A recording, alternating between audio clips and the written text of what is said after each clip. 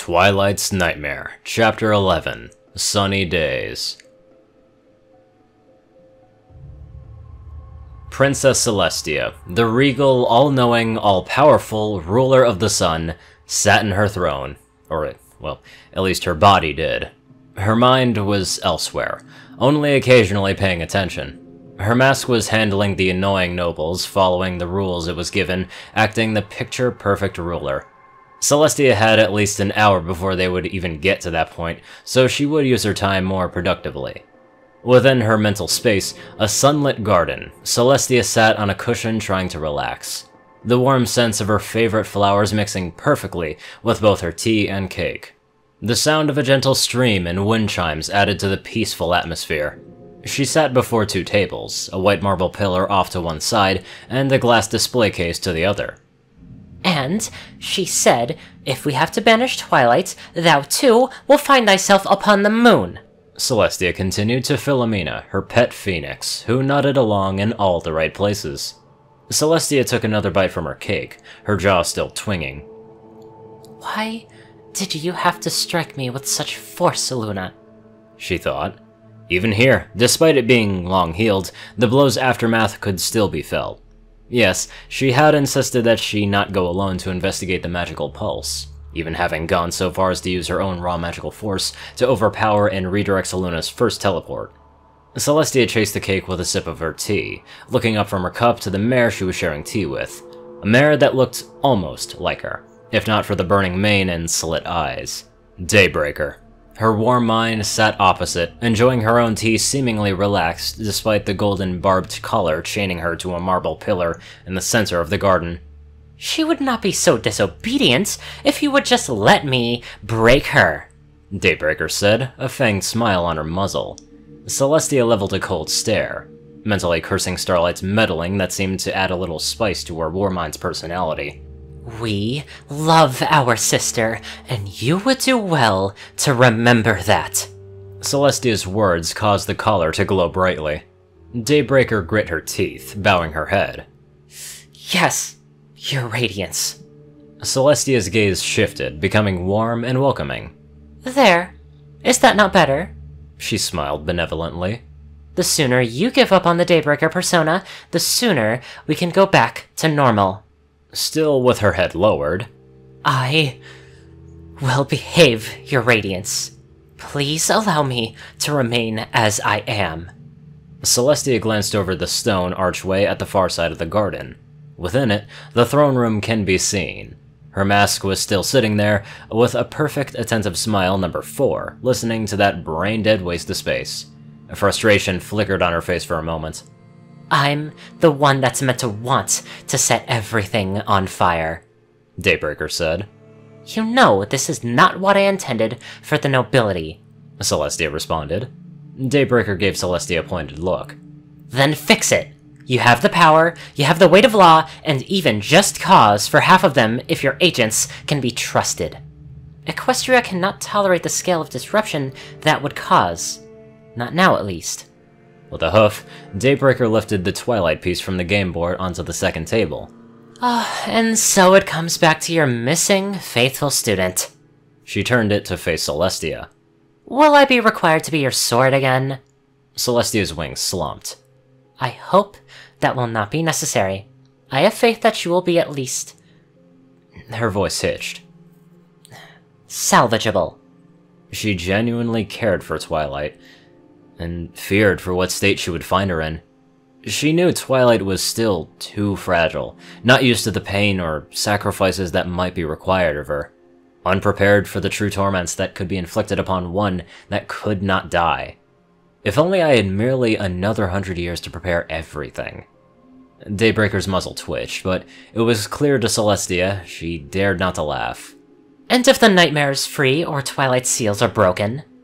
Dread and preemptive regret bit at Celestia's heart at the thought of what might be required. Then, you will do what I command and nothing more. Her voice was cold as the void.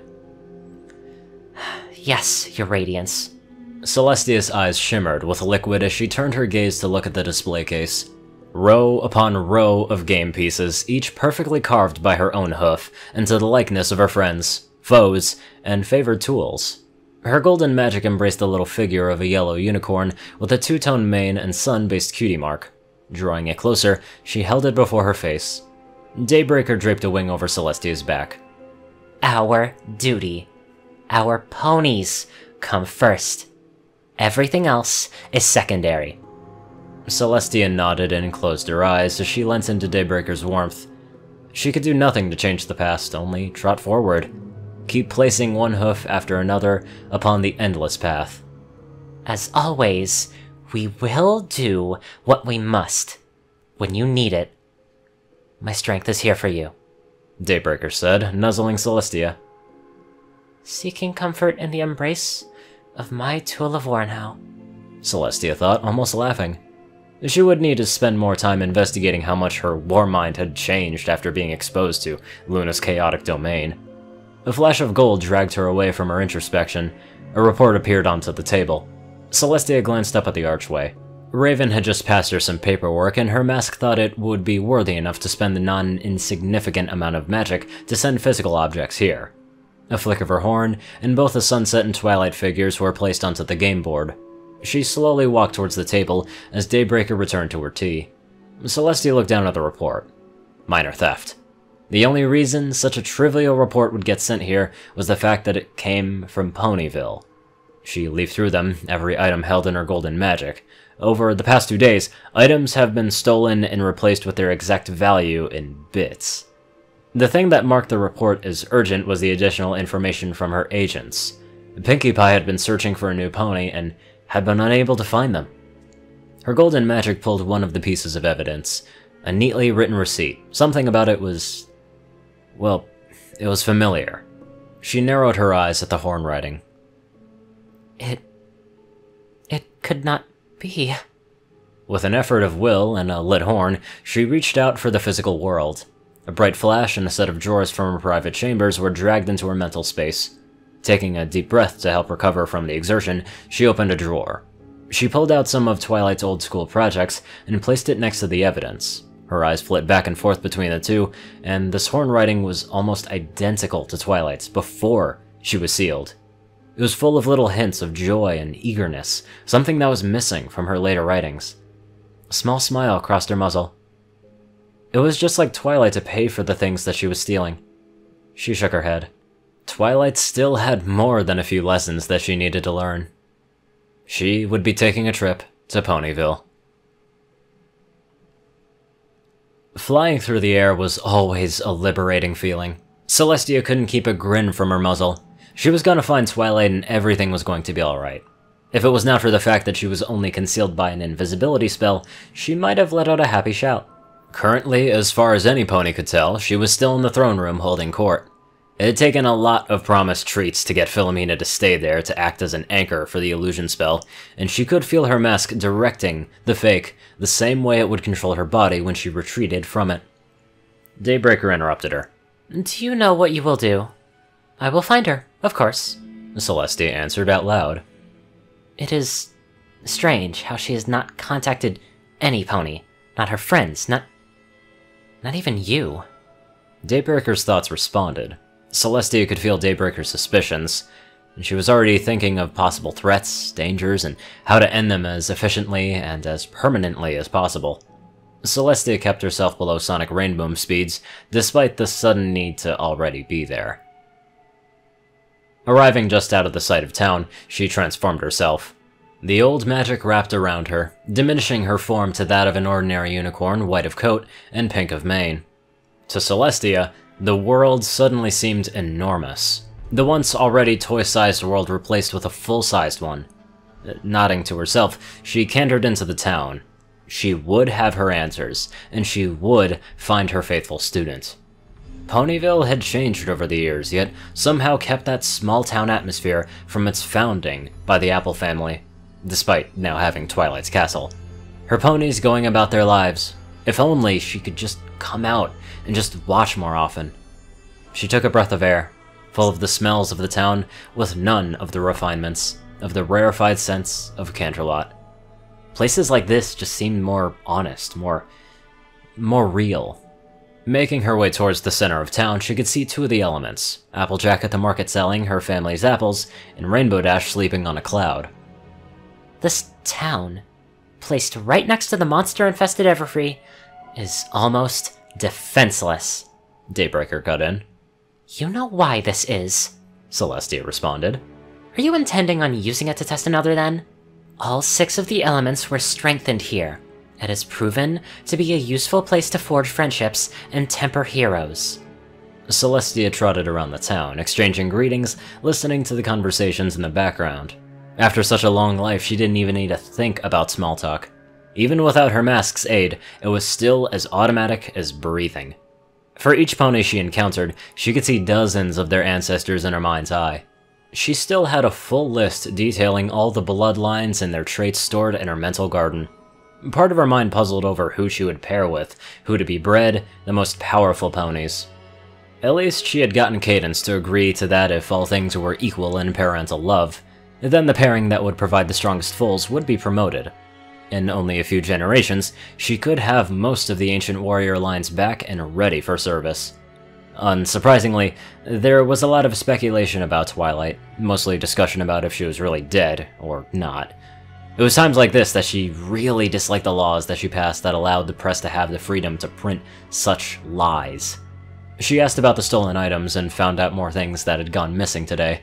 Her mind simply absorbed the information she was given, a note who had said it, and just moved on. It seemed the disappearing items were starting to become an attraction, a puzzle. A small cash prize was available if some pony could figure out how it was being done. Celestia kept her magical sense alert to seek this so-called undetectable thief. Being out here amongst her ponies under her warming sun felt like a holiday. Even with everything that had happened, merely being away from the court was a welcome breath of fresh air. She used her horn for levitation to hide that she was scanning all the ponies that she could. None of the locals had any signs of any mental manipulation or external control, and thankfully, she found no traces of dark magic. Celestia exchanged a few bits for a sandwich before trotting off to the next merchant on her list. Celestia noticed that she was nodding her head to an ancient turn that passed through her mind. The world around her faded, being replaced by her recollections of a simpler time. Glancing to the side, she looked at a beautiful field of flowers, a full Luna running through them, calling for her sister to come and play. She could feel the soft smile cross her muzzle as her voice traded polite greetings with whomever she was talking to. She'd lost so much over the years, but she had gained many treasured memories. She had to be careful not to lose herself in them too often. She had her sister back, and would find and save Twilight. Celestia let herself even enjoy the song echoing in her mind from the past, a song that she would probably never hear in reality ever again. Celestia, you are not just remembering that song. Daybreaker's thoughts were impatient. The daydream broke. Rapidly, she refocused her attention, ears swiveling, locking onto the source of the song. It was real. Some pony was singing one of her mother's songs, a song that no pony except herself and Luna had any chance of knowing. Anger, confusion, joy, and even hope clashed within her. Mother? A part of her mind whispered. No. The voice is wrong. Looking around, she could see no pony singing, no pony where the sound was coming from, and she had to find them. She had to know how they knew that song. There. Celestia could feel Daybreaker direct her eyes, focusing a bit of her alicorn magic, enhancing them. A small lavender unicorn filly. The spitting image of Twilight from all those years ago was happily trotting along singing the song, concealed by a very restricted spell. A particular Notice Me Not spell, and only one pony has seen that book it was in the past 200 years. Twilight? She wanted to call out, but Daybreaker kept her muzzle closed, letting her reconsider. Celestia just stood there for a moment, tracking the filly with her eyes. She'd almost forgotten to breathe. That song, and now a filly Twilight. It took her experienced mind whole seconds to come to terms with it, and decide what to do. Twilight was wearing a stained, slightly burnt helmet and overloaded saddlebags, levitating a pie and a bag of carrots next to herself, dancing in a happy pattern in the air. held in the familiar magenta aura. Her hooves moved her body closer before she knew what was happening. She'd found Twilight. The little inconsistency about age seemed inconsequential. Look at her, Mark. Daybreaker seemed to growl in her mind. Celestia paused and did so. Her war mind was always more observant than herself. She had crafted her that way after all. It took but a moment to see the smaller stars were missing, but other than that she was seeing the more joyful little filly from all those years ago, the possible implications of Twilight's mark being different, and what it could mean for the elements of harmony, she discarded. For now. Hello there, little one, Celestia said, moving up to the filly and stopping at a polite distance. Hello. The filly responded before seeming to freeze. She quickly looked behind herself, then back at Celestia. You can see me? The filly slowly moved the apple pie behind her as if to protect it from Celestia. She could feel a giggle wanting to escape, and Twilight was protecting a pie from her. It wasn't even a cake. And Celestia nodded. Yes, I can. Impressive spell work for one so young. Who's your teacher? Something flickered in the filly's eyes, a hint of worry mixed with suspicion and calculation. Be careful, Daybreaker added, drawing her attention to the many partial spell patterns hiding in the glow of the filly's horn, a casting method only customarily used by duelists or assassins. She could feel Daybreaker readying herself, considering if spells would even be needed, or if a simple strike to the horn empowered by Earth Pony strength would be enough to end the threat. The ever so slightly narrowing of the filly's eyes let Celestia know that her observation had not gone unnoticed. Impressive observational skills. The filly shivered for a moment. Can she sense what Daybreaker is planning? Celestia thought. Are you alright? She asked, lowering herself and softening her voice. I shouldn't be talking to strangers, the filly said, taking half a step back. My name is Sunny Days. Is yours Twilight? The filly did an excellent job hiding her reaction. Still, you don't get through thousands of years of politics without getting very, very good at reading ponies. Every slight movement, each flick of the eyes, change in breathing, all analyzed with her lifetime's worth of experience. The filly clearly was not called Twilight, but she knew her, and knew her well. But you know her, Celestia said, trying to sound calm, and she could feel hope building in her chest. Celestia studied the filly's reaction. The slight change in posture, movement of her ears, tightening of her expression.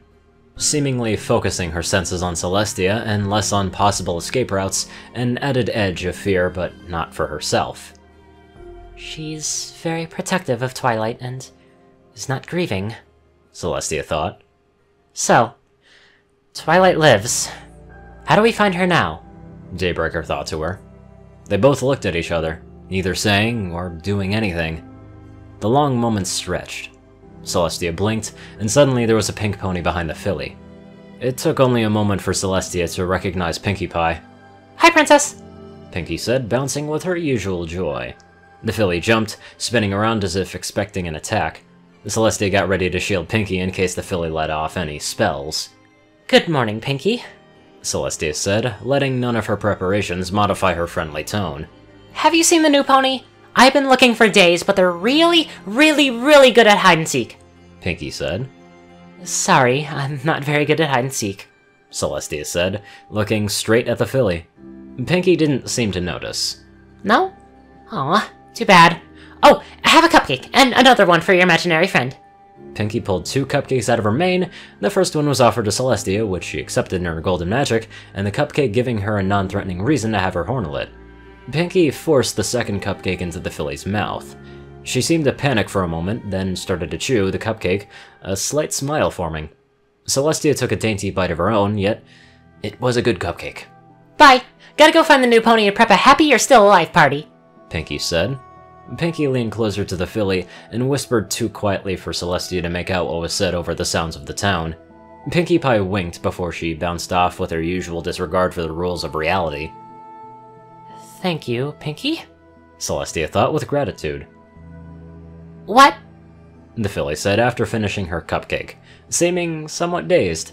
Celestia hid a soft giggle behind her hoof. Pinkie makes wonderful cupcakes, does she not? The filly turned back to face her and slowly nodded, finishing her treat. Yeah, but who or what is she? Celestia couldn't help but laugh. Oh, it's just Pinky being Pinky, or that's what my faithful student would say. So, you're a teacher? What do you teach? Oh, a little bit of this, a little bit of that, but mostly magic and history. She could see the filly's body language softening, the fear fading. It almost seemed like she would move closer, a little fidget that Twilight used to do before moving to hug or nuzzle her. Celestia warmly smiled. It was almost like she was in the past, talking to her faithful student. Was it possible her seal broke and she was reverted to the age when it was first applied? Had she forgotten about her name? Celestia subtly shifted her own body, hinting to the filly's instincts that a hug would be accepted, and that she would be safe and protected. Daybreaker took over her magical flash, casting a self-fortification spell. A blinding flash and wave of magic assaulted her senses, leaving her unable to perceive anything for a fraction of a second. When she could see again, the filly was gone. Her war mind was unhappy, but sounded respectful in her mind.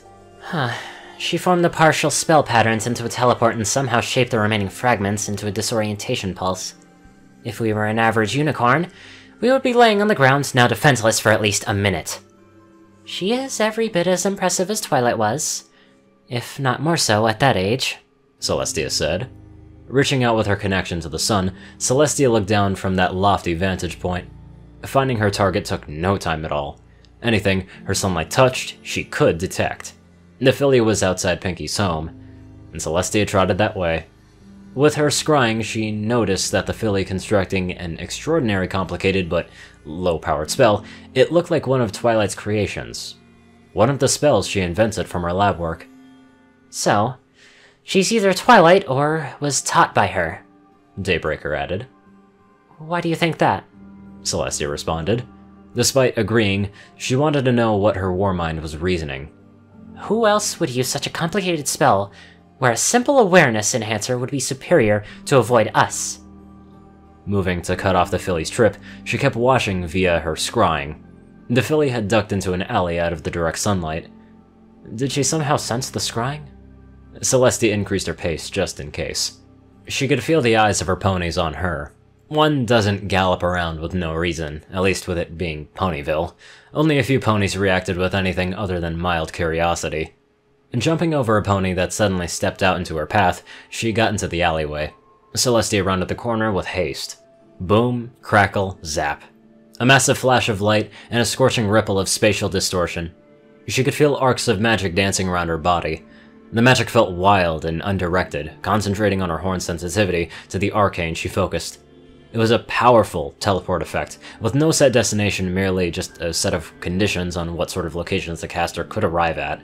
It would take only a few moments to decipher the set exit conditions. A burst of unique, powerful Pegasus magic, and the sound of wings let her know that Rainbow Dash had arrived. The Pegasus magic scrambling the lingering traces of unicorn magic, denying any chance of tracking the teleport. Twilight! Rainbow Dash's harsh voice called out before looking at the disguised Celestia. Celestia shook her head and looked up at Rainbow. She stomped her hooves a few times to rid herself of the now sparkling lingering magic. Celestia could feel Daybreaker's anger at the chance to follow the potential Twilight being lost. I'm afraid we both seem to have just missed her, Celestia said, keeping her frustration from her tone. Who are you? You're not Twilight, Rainbow said, pointing a hoof at her. Celestia bowed her head. Sunny days. It is nice to meet you, Miss Rainbow Dash, a holder of the element of loyalty. Dash looked around the alleyway. That was Twilight's magic.